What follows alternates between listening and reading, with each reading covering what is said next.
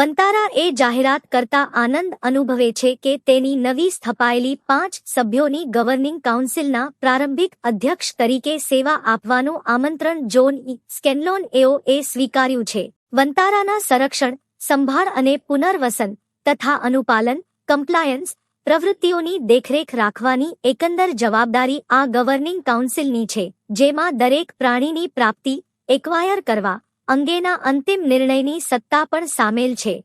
વંતારાએ તેની કામગીરીને રીસેટ કરવા માટે સાહસિક પગલાં ભરવાની સાથે બાહ્ય નિષ્ણાતોની પણ સલાહ માંગી છે, મેળવી છે અને તે મુજબ કામ કર્યું છે. આ બદલાવ કરતી વખતે તેણે સ્વેચ્છાએ તેની આંતરિક ડ્યુ ડિલિજન્સ ગવર્નન્સ નિપુણતા અને પ્રક્રિયાઓને મજબૂત કરવા તેમજ એક્સ-સિચ્યુ એટલે કે કુદરતી નિવાસસ્થાન બહાર રેસ્ક્યુની કામગીરીથી આગળ વધીને ભારત સહિત અન્ય દેશોને ઇન-સિચ્યુ એટલે કે કુદરતી નિવાસસ્થાનમાં સપોર્ટ આપવા તરફ ધ્યાન કેન્દ્રિત કરવાનો નિર્ણય લીધો છે.